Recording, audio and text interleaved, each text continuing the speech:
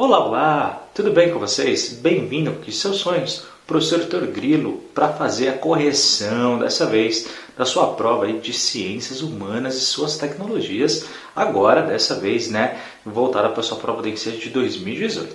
Então vamos lá fazer as questões para eu te mostrar como que elas aparecem para a gente resolver. Você vai ver que é bem tranquilo e bem fácil. Então vamos lá que eu vou te mostrar ali no computador.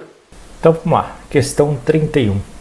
Desde os primeiros dias da República, os autores de livros didáticos para os cursos primários e secundários, obedecendo a critérios definidos pela autoridade do governo na área da educação, passaram a estampar o retrato de Dom Pedro II, olha só, com as longas barbas e o aspecto cansado dos seus últimos anos de vida para associar a monarquia à imagem de velhice e coisa antiga.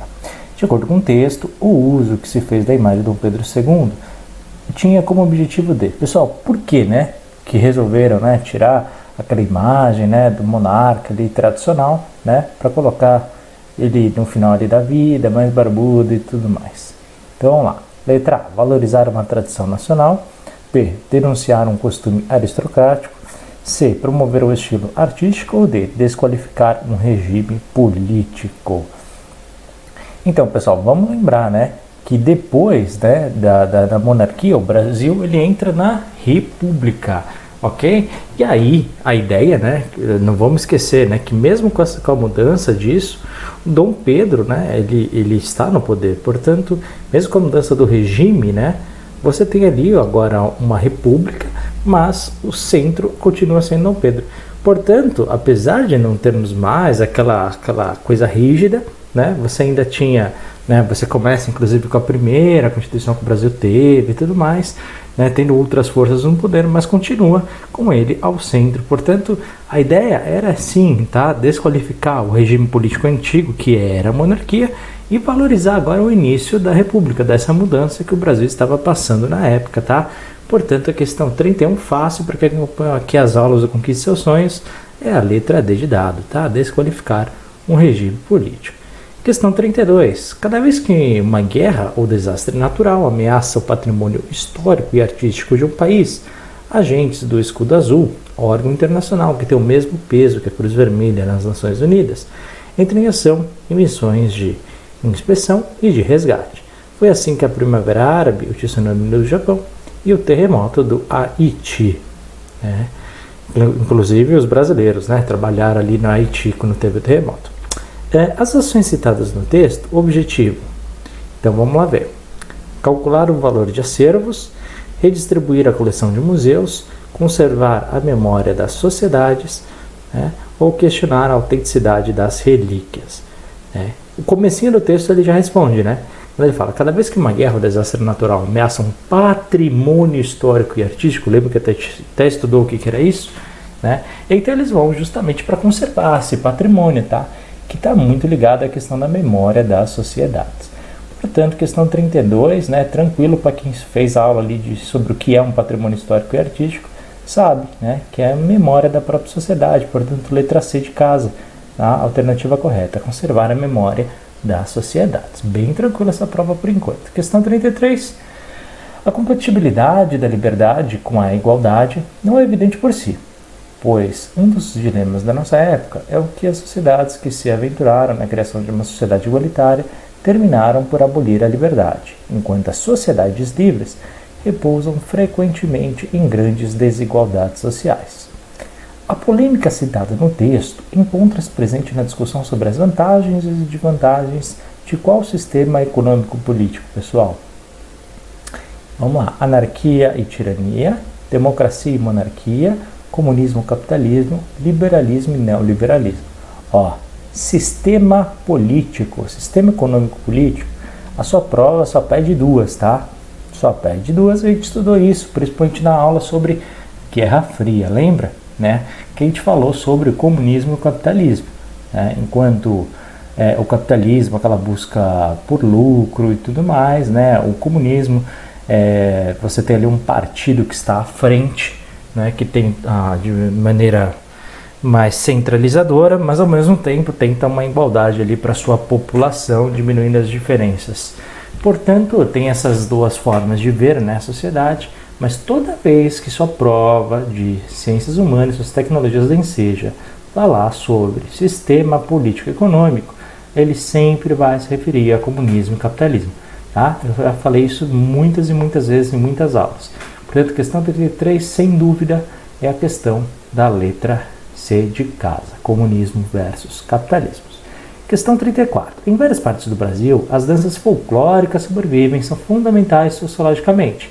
As danças folclóricas regionais, que geralmente aconteciam nos fins de colheita, são bons elementos para se ensinar os costumes, histórias orais e mesmo sobre épocas de plantio de algumas regiões.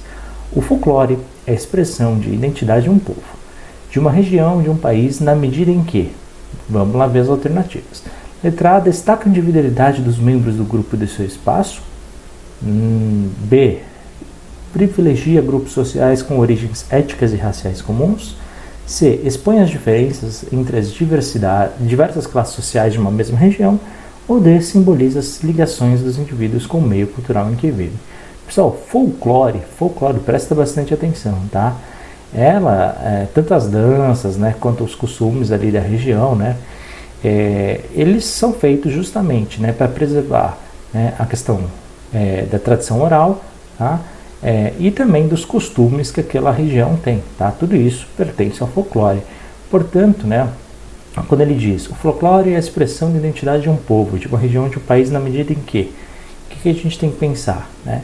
Que o folclore ele é um símbolo, tá? Um símbolo que liga todos os indivíduos em algo em comum, né? Que a gente chama isso de cultura, ou seja, desse meio cultural em que a sociedade ali está inserida. Portanto, questão 34, fácil também, é a letra D de dado, tá?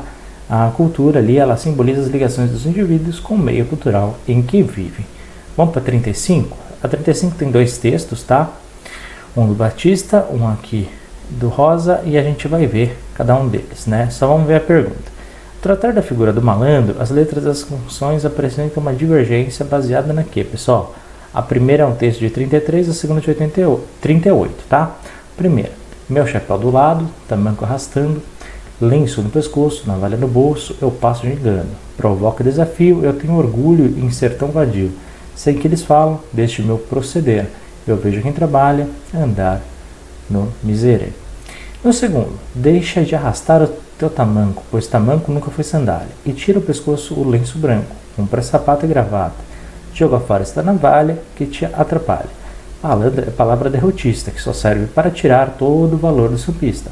Propõe ao povo civilizado não te chamar de malandro, e sim de rapaz folgado. Então no primeiro, né, texto ele está valorizando, né, a questão do malandro antigo e tudo mais, e no segundo ele já faz uma crítica, né, quando ele fala, olha, tira esse lenço do pescoço, compra sapato e gravata, né. Então ele aborda um outro forma, né, que o bom é o trabalho em si e tudo mais. Então vamos lá. Ao tratar da figura do malandro, as letras das funções apresentam realmente uma divergência, né? Baseada no que, pessoal? Então essa questão, né? Vamos ver.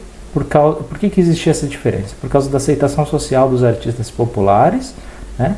Por causa da condição econômica das classes trabalhadoras, por causa da participação política dos indivíduos, ou por causa de opção religiosa. Isso aí, né? A gente tem que pensar muito, principalmente, né, nos anos 20, anos 30 ali, né, do Rio de Janeiro, né, que não tinha uma questão religiosa, essa questão do malandro, tá? E nem por uma questão econômica, de mais rico ou mais pobre. Era mesmo por uma questão social, tá? Dos artistas populares. Portanto, né, só a gente pensar um pouquinho, até por exclusão das outras alternativas, na questão 35 a gente pode ficar com a letra A de amor, tá bom? Aceitação social dos artistas populares. Questão 36. A Constituição Federal de 88 estabeleceu que o patrimônio cultural brasileiro é composto também de bens de natureza imaterial. Lembra que nas aulas a gente falou dos bens materiais e imateriais, né? Que é a dança, as festas e tudo mais, ok? Os imateriais. Incluindo aí os modos de criar, fazer e viver de grupos formadores da sociedade brasileira. Os bens culturais da natureza imaterial dizem respeito àquelas práticas e domínios da vida social que se manifestam em saberes e modos de fazer, celebrações, formas de expressão, cênicas, plásticas, músicas e ações lúdicas, e nos lugares tais como mercados, feiras e santuários que abrigam práticas culturais coletivas. Justamente aquilo que eu falei para vocês agora, tá? Qual dos bens apresentados, o tipo de bem cultural citado no texto, ele quer saber qual dessas que a gente pode utilizar, né, como bem imaterial. Então é só a gente ver qual que é material, qual que é imaterial, só vai ter uma imaterial, tá bom? Então, Missões Jesuíticas Guarani, Ofício das Baianas de Acarajé, Cidades Históricas de Ouro Preto e Parque Nacional da Serra da Capivara. Olha, pessoal, se você parar para pensar, né, por exemplo, uma cidade histórica, um parque nacional, tudo isso, né, você consegue dimensionar, você consegue tocar, você sabe qual é o limite de cada uma delas, né? As missões jesuíticas, inclusive, você sabe quais foram. Portanto, essas outras opções você consegue definir, tá? Um imaterial você não consegue, tá? É algo mais amplo, algo ligado mesmo à cultura daquele local. Então, por exemplo, na letra B ele fala do ofício das baianas de Acarajé. Você consegue dimensionar isso? Não, é algo imaterial, tá? Portanto, né, é uma representação, né, de um grupo específico da Bahia. Portanto, né, na questão 37, só pode ser a letra B, tá? De bola. Ofício das baianas do Acarajé. Vamos para 37? Os anos que vão do lançamento da bomba atômica até o fim da União Soviética, ali nos anos 90, né, pessoal? Não formam um período homogêneo na história do mundo, né? Ali, lançamento da bomba atômica, final da Segunda Guerra, ali, né? Por volta ali de 45, Segunda Guerra, e nos anos 90, que é o fim da União Soviética, né? Então você tem esse período intermédio, né? Nossa história que a gente chama de Guerra Fria, tá? E é sobre isso que ele vai falar.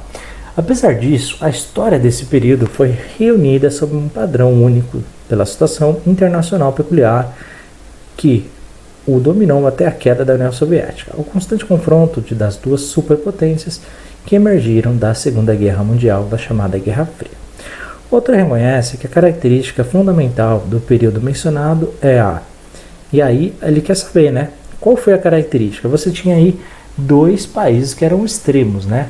Você tinha ali, de um lado, os Estados Unidos, do outro lado, a União Soviética. E teve esse conflito, não literal entre os dois, né, mas intermédio ali de países e tudo mais, como a gente estudou na aula. Então, qual era a característica fundamental desse período, pessoal? Vamos ler?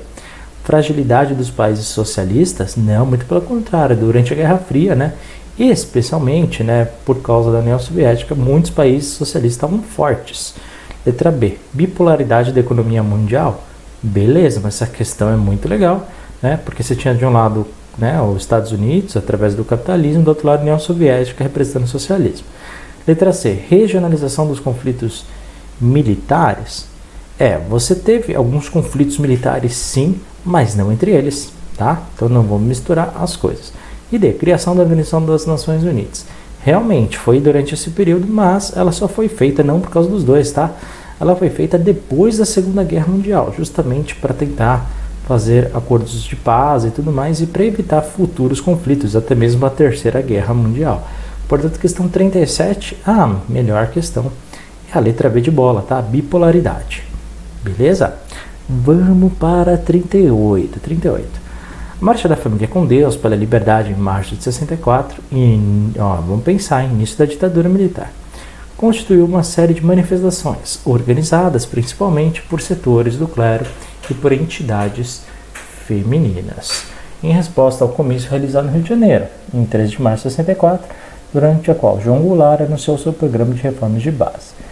Então não vamos esquecer que João Goulart, né, ele tem, né, aquelas reformas, aquelas ideias todas, né, mais liberais, e depois você teve ali, né, o início ali em março de 64, ali, começo da ditadura. Então vamos lá. O evento descrito foi uma reação de parcela da sociedade que tinha como objetivo, então vamos lá,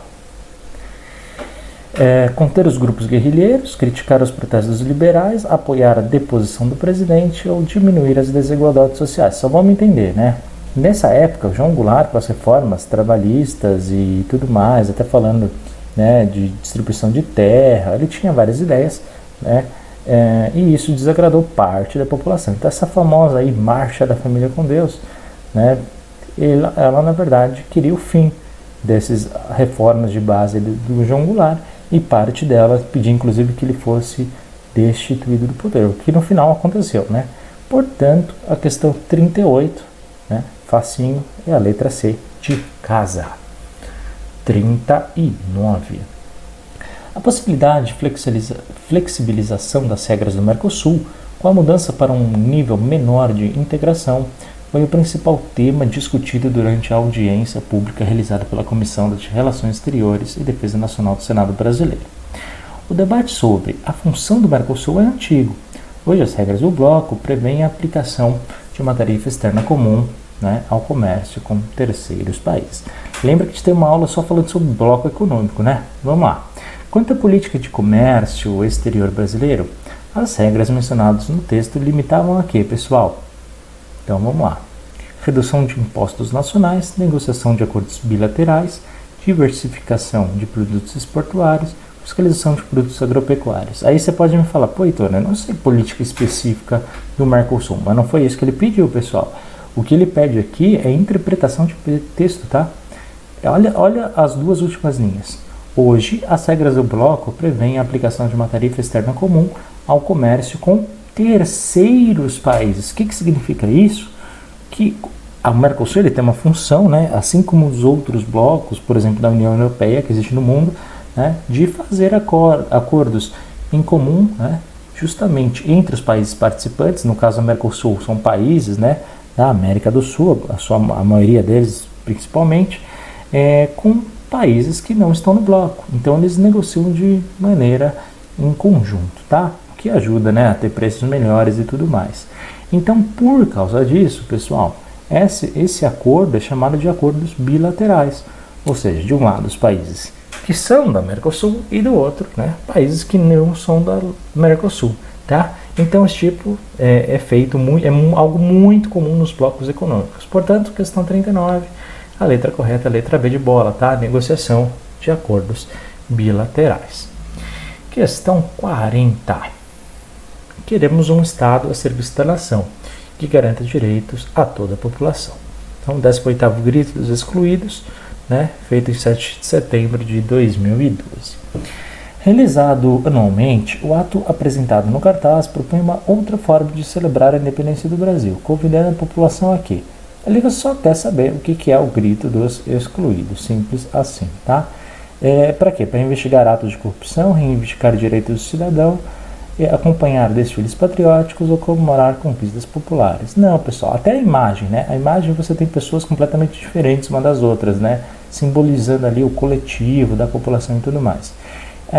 E justamente o Grito dos Excluídos é feito, em teoria, tá? Pelo menos para reivindicar justamente ali os direitos do cidadão, tá? Só por isso. Portanto, questão 40 também bem facinha, só pode ser a letra B, ok? Reivindicar direitos do cidadão. Questão 41. Muitos aspiram à condição do senhor de engenho, porque se trata de um título que traz consigo a possibilidade de ser servido, obedecido e respeitado. Quanto à organização da sociedade colonial brasileira, para ocupar a posição social descrita, o que era necessário, né? Era necessário exercer condição social privilegiada e ser jesuíta, realizar função eminente provedora e ser nobre, desenvolver atividade comercial rentável e ser mascate, ou conquistar a situação econômica diferenciada e ser alforriado. O que era preciso, pessoal? Né?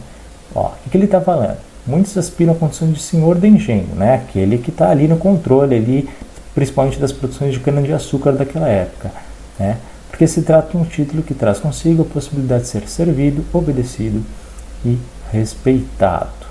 Né? Então, naquela época, pessoal, para você ser um senhor de engenho, você era preciso ter, né, realizar essa função ali, né, de provedora e também ser nobre, né, o título ali de nobreza e tudo mais, além do dinheiro e tudo aquilo que é envolvido, né, justamente para poder ter a produção, né, e tudo mais. Lembrando que boa parte da produção de cana-de-açúcar do Brasil naquela época era feita através de trabalho escravo. Portanto, né, a questão 41 só pode ser a letra B de bola, tá? Questão 42. O utopista não aceita o mundo que encontra, não se satisfaz com as possibilidades atualmente existentes. Sonha, antecipa, projeta, experimenta. É justamente este ato de desacordo que dá vida à utopia. Ela nasce quando na consciência surge uma ruptura entre o que é e o que deveria ser, entre o mundo que é e o mundo que pode ser pensado. Acredita que a humanidade pode recomeçar tudo desde o começo. Não se interessa pelo um pouco melhor, pergunta sempre pelo bom. As ideias mencionadas no texto são motivos pela busca de letra A, desenvolvimento da justiça social, B, crescimento do caráter intelectual, C, enriquecimento de ordem individual ou D, fortalecimento do potencial profissionalismo. Quando ele fala que o utopista não aceita o mundo que se encontra, ele vai experimentando, vai sonhando e tudo mais, e esse desacordo que dá vida, quando ele fala tudo isso aqui, quando na consciência surge uma ruptura entre o que é e o que deveria ser, ou seja, é a luta por um mundo melhor, por um mundo diferenciado. Portanto, isso tudo, pessoal, é a busca tão sonhada da famosa justiça social, para um mundo mais justo entre todos. Então, letra A, tranquilo, Questão letra A, desenvolvimento da justiça social, que no fundo é um pouco ali de utopia segundo o texto. Tá bom? Letra A de amor. Questão 43. Entre o êxodo e a perda de vidas. No decorrer dos últimos 20 anos, cerca de 2,5 milhões de afegãos perderam suas vidas em diversos conflitos. Atualmente, o Afeganistão é o país de maior êxodo do mundo. Estima-se que a maior parte dos refugiados afegãos se encontra entre os países vizinhos, como o Irã e o Paquistão. O fator determinante para o movimento migratório descrito é a instabilidade política, recessão econômica, adversidade climática ou degradação ambiental. Pessoal, o Afeganistão, ele tem atualmente uma enorme instabilidade política. Lembrando, os Estados Unidos ficou lá agora por 20 anos, até atualizando essa questão de 2018, mas você teve, pelo menos até o momento que esse vídeo está passando, o Afeganistão, os Estados Unidos ele sai de lá, já saiu, e hoje é o Talibã que está à frente do país, conquistou aquilo. Os Estados Unidos tinham deixado outras pessoas no poder, mas em poucos dias, na verdade em 2, 3 dias, o Talibã sumiu e hoje eles que estão controlando novamente a região do Afeganistão. Infelizmente, é uma região com enorme instabilidade política, mas não sei se vocês sabem, o Afeganistão historicamente, há muitas relíquias da nossa história, da sociedade humana, de toda a sua evolução naquela região, que por causa dessas guerras, essas instabilidades também estão se perdendo, estão sendo destruídas, infelizmente, tá bom? Mas o Afeganistão é uma região muito rica, em termos de cultura humana, mas com o Talibã lá vai ser realmente bem complicado. Bom, vamos voltar para a questão, Questão 44. Aqui tem 2 pirâmides etárias absolutas, ok? Você tem uma de 1980 e outra do ano de 2020. Quero que você separe o seguinte, aqui estão as idades, do 0 aos 4 e aqui em cima mais de 80. Então, conforme você vai subindo, você vai crescendo. E aqui, o número que você tem. O que significa isso? Que nos anos 80, você tinha muito mais criança, e conforme a idade vai subindo, você tinha cada vez menos pessoas idosas. De um lado é homem, do outro é mulher, ok? Enquanto isso, nos anos 2020, pelo menos a projeção, essa prova de 2018, por isso que era uma projeção. O que acontece? Você também tem mais ou menos um equilíbrio entre homens e mulheres, legal, só que aquela população que era realmente mais jovem, ela foi envelhecendo, o que é normal nesses 20 anos. Então por isso que essas camadas aqui começam a crescer. Porém, aqui embaixo não teve uma enorme diminuição. O que significa? Que mesmo a população continuando crescendo, envelhecendo, você tem ainda uma grande taxa de natalidade. Bom, vamos entender? Vamos responder? Uma transformação verificada entre a pirâmide demográfica de 80 e a sua projeção para 2020 é: letra A, redução da mortalidade infantil, B, diminuição da taxa de natalidade, C, manutenção da população adulta, ou D, estabilização da expectativa de vida pessoal. Houve, vamos ver, a gente está aqui na questão 44. A gente teve uma redução da mortalidade infantil, Poderia, né? Poderia.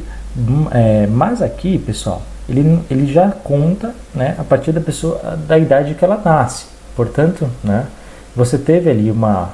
Ó, repara aqui o traço. Está na mesma linha, tá? Você teve uma ligeira... Vamos pegar só do 0 aos 4 anos. Aqui, você está aqui nessa tabela. E aqui você tem uma diminuição ligeira. Aqui, você tem essa linha, tá? E aqui você tem uma redução ligeira, tá? Então a gente já exclui a questão da mortalidade infantil. Diminuição da taxa de natalidade. Bom, aqui a gente pode falar que de 0 aos 4, nascia ali por volta de 8 milhões.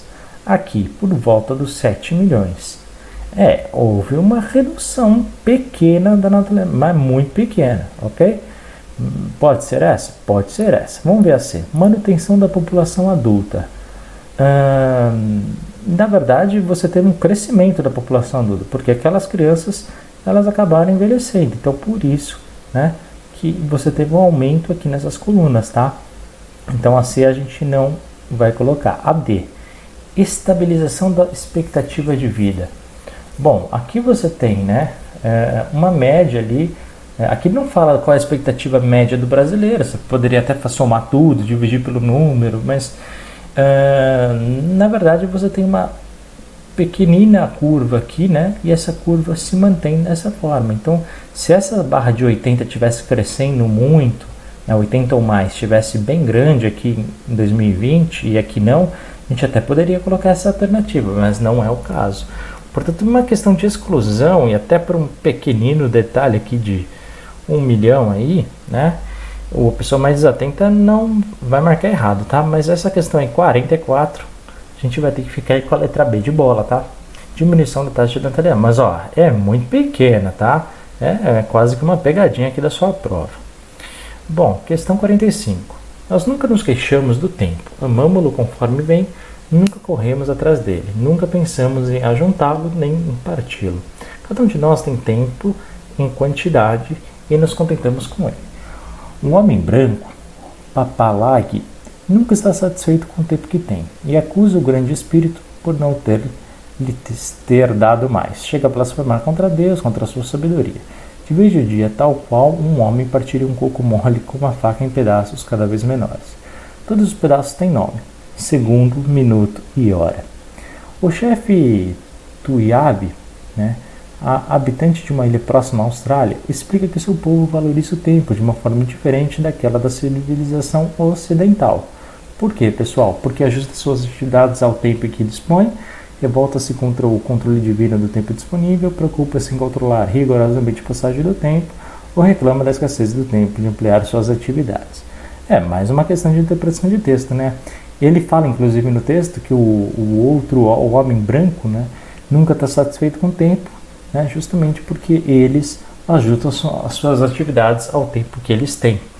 Portanto, só pode ser questão 45, letra A de amor, tá? Isso aqui não tem nada de história, isso aqui é interpretação pura e simples de português, tá? Que pode acontecer, surgem essas questões aí na sua prova, tá bom?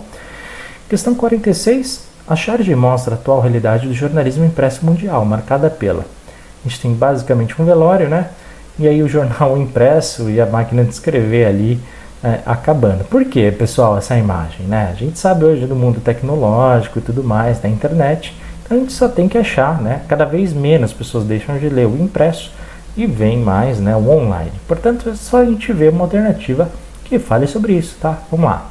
Letra A, falta de variedade no quadro de notícias? Não. B, imprecisão das informações apuradas por agências? Um pouquinho, mas não é essa a alternativa. Letra C, predominância dos meios digitais sobre as plataformas tradicionais de informação? É essa, pessoal, é essa, sem dúvida. Mas vamos ver a D, exploração sensacionalista de notícias cotidianas sem preocupação com os fatos. Bom, isso é no online e no impresso. Portanto, pessoal, questão 46, a gente vai ficar com a letra C de casa, tá? Predominância dos meios digitais sobre plataformas tradicionais, justamente por esse avanço da tecnologia que nós vivemos hoje. Questão 47. A interação com a tecnologia satirizada na charge contribui para a atuação de instituições educacionais sob o ponto de vista da... Então vamos lá, você tem ali um professor, ali provavelmente um estudante, E aí você tem, né, começa ali as letras, né, e aí vai do A até o H, depois quando chega o H ele faz http e o site, né, demonstrando o que significa isso, pessoal, que hoje a educação, como a gente sabe muito bem aqui no Conquiste de Seus Sonhos, ela está cada vez mais online, não é verdade? Então você tem outras formas de educar além da sala de aula física. Portanto, é isso que ele quer saber, né? Qual a alternativa aqui vai falar sobre isso. Então, letra A, difusão do acesso à informação. B, utilização de linguagens universais. C, manutenção de métodos e técnicas. Muito pelo contrário, né? E D, padronização de aspectos culturais. Justamente, né? A informação hoje ela está cada vez mais ampla, né? E mais diversa. Portanto, o uso da tecnologia está aí para provar, né? Você está assistindo essas aulas através da internet. Portanto, é justamente isso, tá? Questão 47, a letra A de amor, tá? Difusão do acesso à informação. Questão fácil. Questão 48. O crescente emprego de máquinas e a divisão de trabalho despojam o trabalho do operário do seu caráter autônomo. O produtor passa a ser um simples apêndice da máquina e só se requer dele a operação mais simples, mais monótona, mais fácil de aprender, tá? O texto de Karl Marx e do Engel. Vamos lá. Comparado ao artesanal, o tipo de trabalho descrito no texto caracteriza-se pela... Vamos lá, a gente está falando de uma produção aqui em massa, né? Diferente daquela produção que é feita pelo artesão, um por um. Então você tem uma maior quantidade ali de produção. Então isso é caracterizado por quê, pessoal? Pela flexibilização de jornadas e funções, pela conservação da lógica manufatureira, da organização de sindicatos independentes, ou na separação de atividades manuais e intelectuais. Pessoal, vamos ficar aqui, né? Por que não pode ser as outras, né? Você não teve uma flexibilização de jornadas e funções, né? Principalmente na Revolução Industrial, né? Muito pelo contrário. Você também não teve uma conservação da lógica de manufatura, muito pelo contrário, né? A produção ela foi em larga escala, não unitária, ok?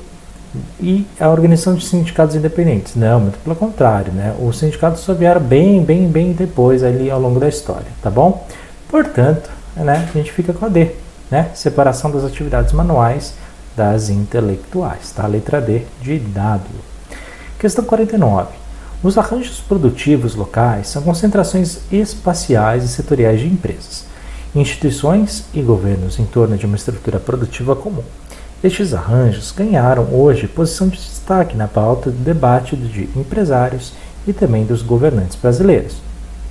A dinâmica espacial indicada no texto tem como função, vamos ver, favorecer a competitividade comercial, promover a concentração urbana, estimular a organização sindical ou deslocar o eixo viário. Pessoal, quando ele começa no texto falando, né, que os arranjos de produção locais são concentrações espaciais e setoriais de empresas, né, e cada vez mais em atividade comum, ou seja, né, você vai favorecer, né, certas produções e certos locais, porque você está concentrando esses locais, certo, na sua produção, nas suas indústrias e tudo mais. Então você consegue, né, através dessa união, competir mais, né, com outros comércios. Portanto, isso só tende a fortalecer a competitividade comercial, tá? Porque você consegue organizar preços melhores, você consegue, né, fazer acordos melhores, até vendas melhores. Portanto, questão 49 só pode ser a letra A de amor, tá? Favorecer a competitividade comercial. Questão 50. Você tem ali uma figura, né, 1 e a figura 2. A figura 1, né, alguém trabalhando individualmente, né, numa plantação, e na figura 2, você já tem máquinas em larga escala. Beleza? Tranquilo, né? Então vamos ver. A alteração da técnica produtiva ilustrada nas imagens exigiu do setor agrícola o quê? Pessoal, no 1, né, a gente só tem ali a técnica individual. E na 2, o aparelho de máquina. Ou seja, você precisa, né, saber operar essas máquinas para conseguir operar as máquinas. Então é justamente isso, tá? Vamos ver qual alternativa que a gente consegue. Letra A, valorização da agricultura familiar.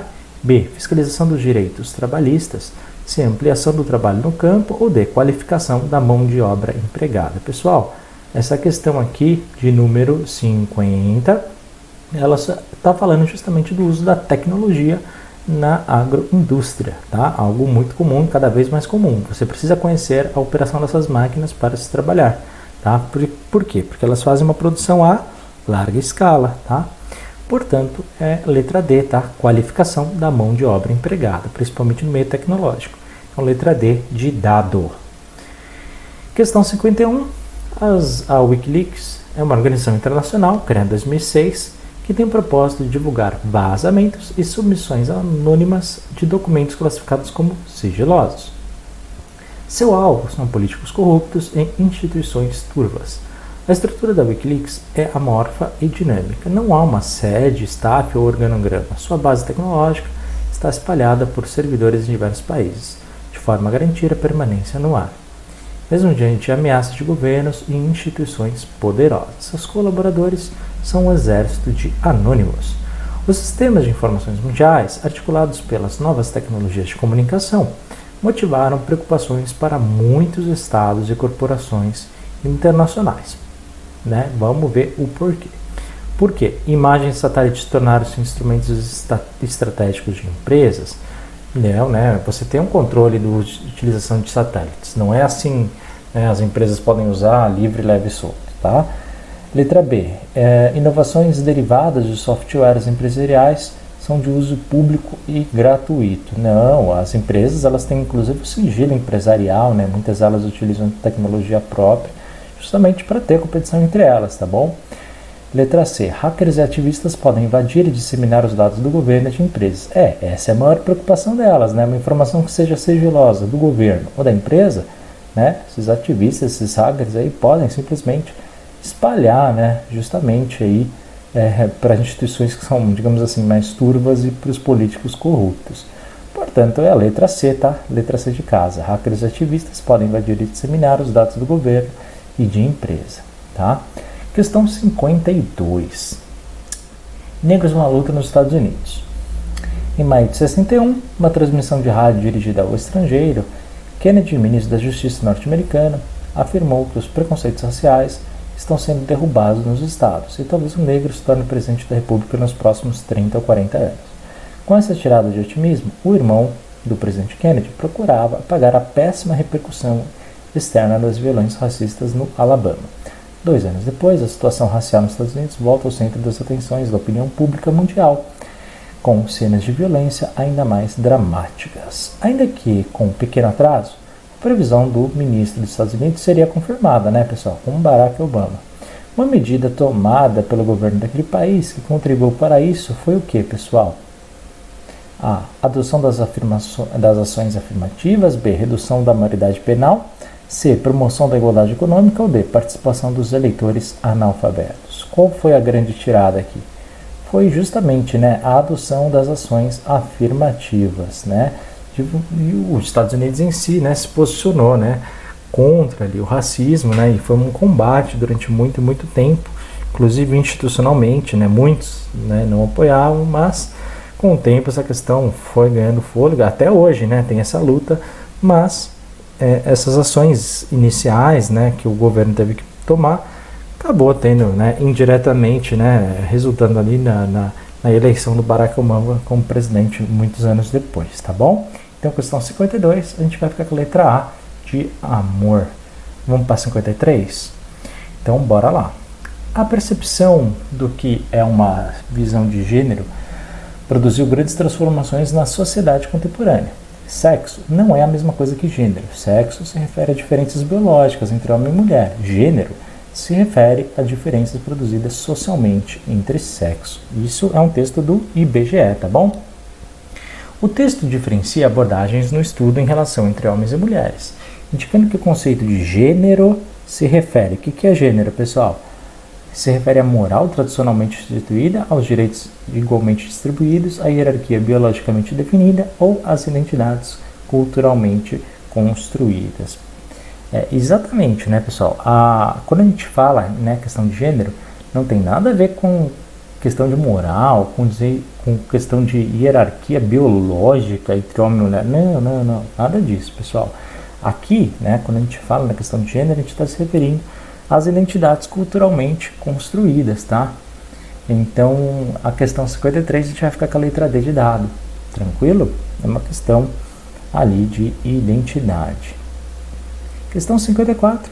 O Conselho Nacional de Saúde é formado por 48 conselheiros, titulares e seus respectivos primeiro e segundo suplentes, representantes das associações e movimentos sociais de usuários do Sistema Único da Saúde, do SUS, entidade de profissionais de saúde, de prestadores de serviço, empresariais da saúde, comunidade científica e governo federal. A composição do órgão citado no texto atende a um princípio democrático ao quê, pessoal? A gente até estudou os princípios e tudo mais da Constituição, mas, tranquila essa questão. Letra A, consolidar o controle privado da gestão. O SUS é público, não é privado, não pertence a uma empresa, tá bom? B, assegurar a participação da sociedade civil, ou seja, todos participam. Quando você tem várias instituições diferentes participando desse conselho, pessoal, você está tendo uma participação coletiva da própria sociedade. Tá? Mas vamos ver as outras. C, garantir a arrecadação de recursos tributários. Também não tem nada a ver essa formação do Conselho Nacional de Saúde com a questão financeira. Tá? E letra D, favorecer um modelo empresarial de fiscalização. Não. Muito pelo contrário, é um conselho público feito com vários movimentos sociais de diferentes partes, incluindo entidades profissionais de saúde, prestadores de serviço, empresas e tudo mais. Tá? É um conjunto. Isso tudo pertence à nossa sociedade civil. Portanto, questão 54, a gente vai ficar com a letra B de bola, tá? Assegurar a participação da sociedade civil. Questão 55. Amartya Sen, 78 anos, cresceu em uma Índia imersa na ruína econômica. Filho de um professor universitário, conviveu com a miséria extrema, a sangrenta guerra separatista do Paquistão, o desmonte do Império Britânico e viu a fome matar pelo menos 3 milhões de pessoas em Bengala. Em 98, ele recebeu o Nobel da Economia por sua formulação original sobre o desenvolvimento, processo que passou a ser visto como uma extensão das liberdades de trabalhar, consumir, dispor de saúde e educação da qualidade e expressar livremente os pensamentos. Graças a Sen, um dos criadores do Índice de Desenvolvimento Humano, que são aqueles 3 pilares que a gente viu nas nossas aulas, o avanço dos países não é mais medido apenas pelo crescimento da economia, há vários fatores. Uma consequência dessa nova abordagem sobre o desenvolvimento é o que, pessoal? A gente não vê mais apenas a questão econômica. O que a gente também valoriza para o nosso IDH? Letra A, exploração das riquezas naturais. B, incorporação das novas tecnologias. C, formação de blocos supranacionais. Ou D, estruturação das políticas públicas.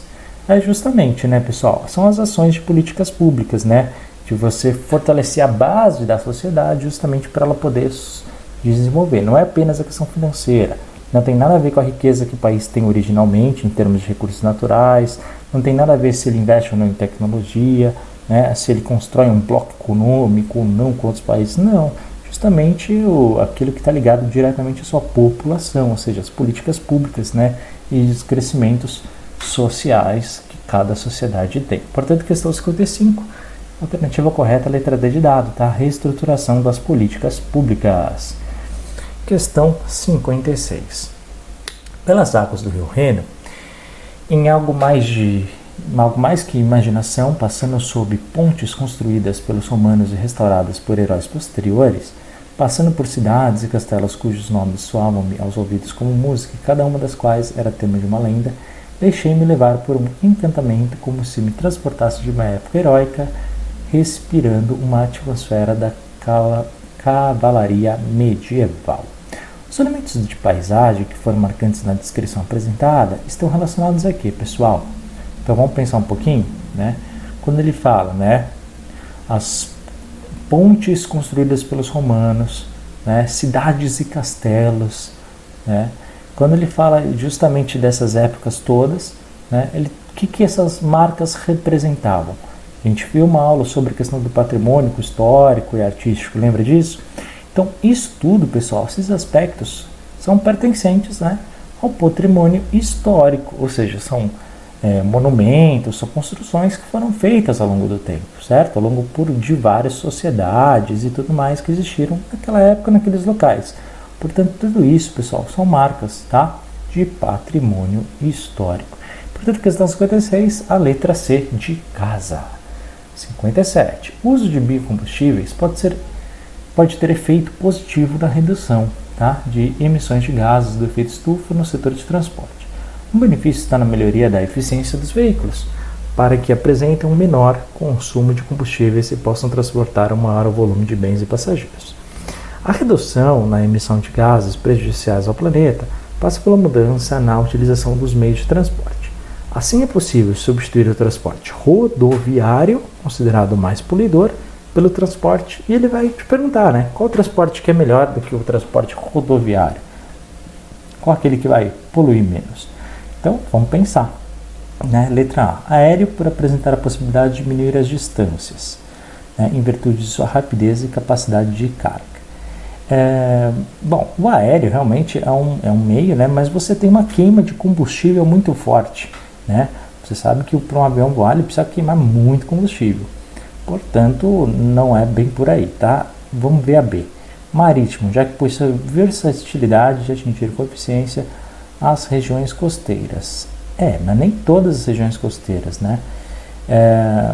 Portanto, e depende muito do transporte marítimo que está sendo feito, tá?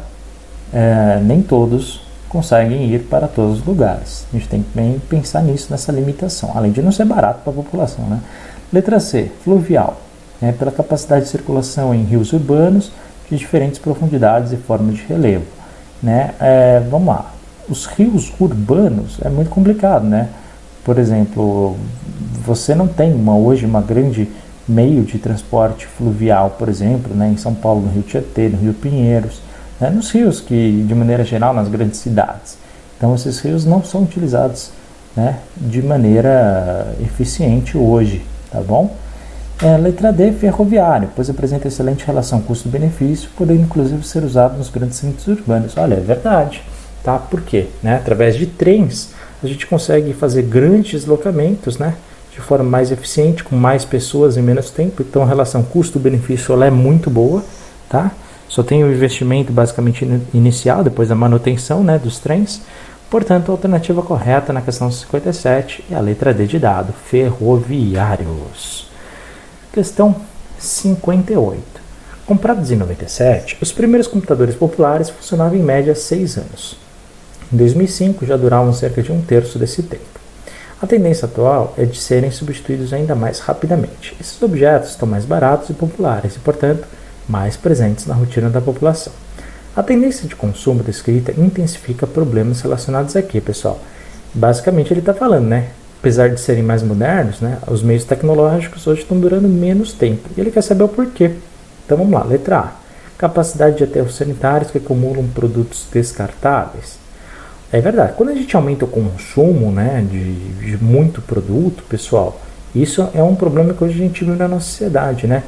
A gente está aumentando cada vez mais os aterros sanitários, né?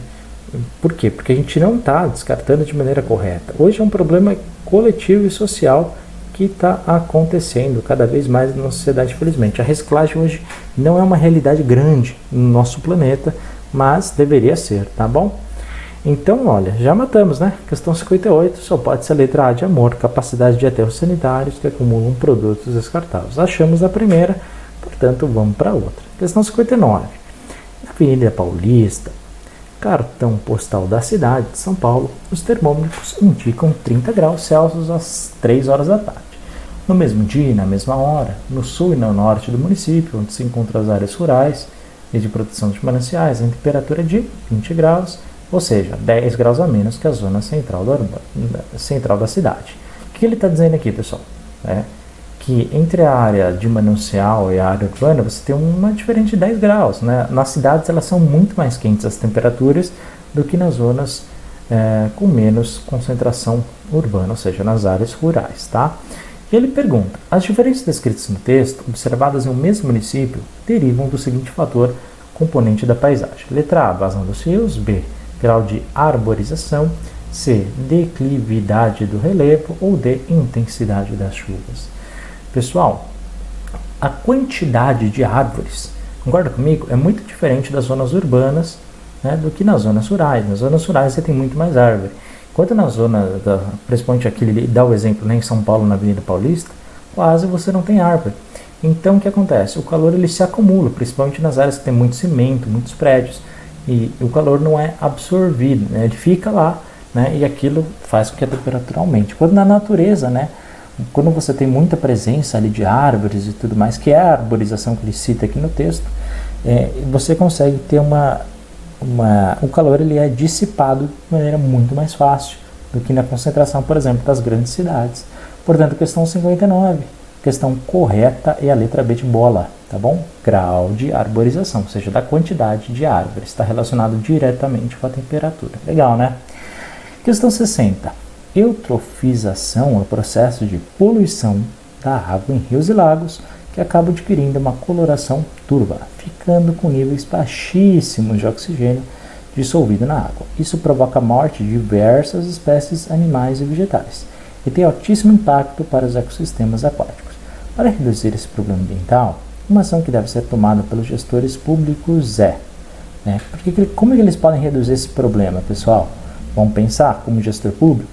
É o quê? Coibir o uso de defensores agrícolas, expandir a rede de tratamento de esgoto, C. Combater a atuação da pesca predatória, ou D. Intensificar a aplicação de flúor nos corpos hídricos. Pessoal, é justamente, o que se pretende é que se jogue cada vez menos, poluição nos rios, e com isso, para que isso aconteça, é preciso mesmo expandir a rede de tratamento de esgoto. Lembrando que no Brasil, menos da metade da nossa população tem acesso ao saneamento básico completo, tá bom? Portanto, a questão 60 é sim a letra B de bola, tá? Expandir a rede de tratamento de esgoto, que deveria ser uma prioridade dos nossos governos, mas infelizmente não é. Portanto, pessoal, a gente encerra aqui a nossa prova de Ciências Humanas e Suas Tecnologias, essa prova aqui específica para ensino médio, feita no ano de 2018.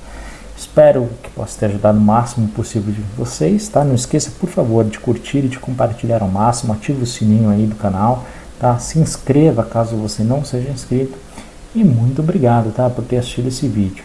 Tá? Não esquece de divulgar aí para a galera, para que outras pessoas também possam fazer. E escreva um comentário, tire todas as suas dúvidas que você tenha, porque ajuda bastante a fortalecer aqui o canal, tá? Muito obrigado por ter assistido e até o próximo vídeo. Forte abraço, tchau, tchau.